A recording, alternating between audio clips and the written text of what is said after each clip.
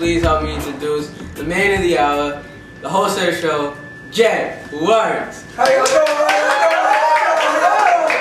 Ladies and gentlemen, how y'all doing today? Welcome to another exciting episode of What's Up Works. How you doing today, Renee, baby? How's it going today? Nice to see you. Looking all shaggy dazzly up today, huh? Yeah. What's that, plaid? Yeah. Man, looking good, baby. Ladies and gentlemen, today we're going to be talking about a very special and heartwarming ethic that's going on in our life today, MLK Day. Now, a lot of people don't understand, a lot of our youth don't understand what type of impact this African American man had on our society and African Americans today. Hands in the building. Check this out. This is a very good quote by Martin Luther King Jr. Darkness cannot drive out darkness. Only light can do that. Hate cannot drive hate. Only love can do that. Martin Luther King Jr. I can't agree anymore. Right now, Renee, we're going to have a very special host. You know this host. We know him at home. Ladies and gentlemen, please introduce a good friend of ours, Cheryl. Let's go, baby. Pull up a seat. Nice to see you, Renee. Start over from the beginning. Nice to see you, Renee. Cheryl, how you doing? Good. How are you? Welcome to What's Up Works. And today, I know you're an older generation, and I would like to know, what does MLK mean to you? My parents and my mom and everyone, they were at some of the marches. My mother was there when they were doing the busing in South Boston, and it just had a profound effect on my life, just knowing that he fought so that we all could be treated as equals. That is so true. It's just important that everyone understands what he did, not only for the African American community, but for all communities. To come before. And that is a very great point that you bring up too, Cheryl. That the man is not just, he's known for a lot of things. And he's not only, and I want everyone at home to understand this, he is not known for just changing the African American community. When you think about MLK, folks at home, I do want you to understand one thing. Don't just think about what he's done for African Americans, because there are a lot of Cape Verdeans in our society today. There are Spanish. There are a lot of Asians. There are a lot of all different ethnicity groups around. So he has set the tone for those who come after. Now we have a black president, don't we, Cheryl? Yes, we do. Our 44th president of the United States, Barack Obama. What do you think of the job that Barack's doing so far? I mean, considering the track up there, the man has some big shoes to fill. Yes, he does. I think he's doing an okay job right now. I just felt like he inherited a lot of stuff. So he's doing what he needs to do, and he's moving ahead, and we just hope that things get better in the future. Look more drums.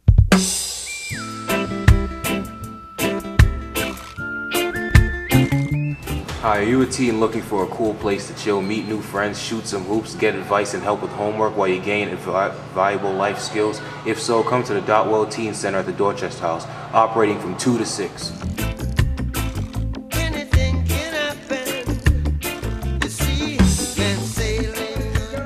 Welcome back to What's Up Works. Today we were talking about a very special day that's coming up, January 18th, called MLK Day, and I wanted to pick up with Cheryl, which we were having a great conversation about. Why is it that schools around our community today are giving limited information and limited history about Martin Luther King and about what he stood for? Well, personally, I think that it's wrong. I think that all youth should be exposed to all different types of history and have an understanding of where we are, where we were and how far we have come from, the civil rights movement.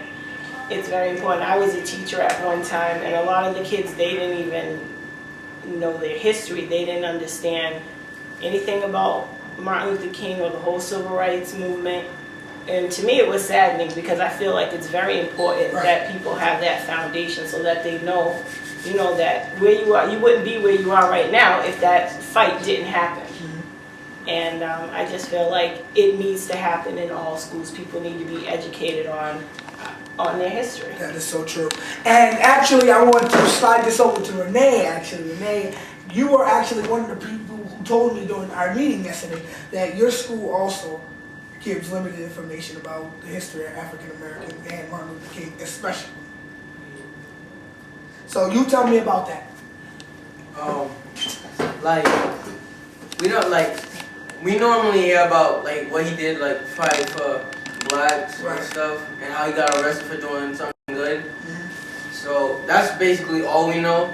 Well, that's not all we know. We know more stuff. It's just like they didn't give us too much information about like his speech and stuff. That is so true. Well, fortunately for you and a lot of kids at home that had this same problem, I happen to have the entire copy of the MLK speech right here, thanks to Maggie Casey, one of the CEOs of the show.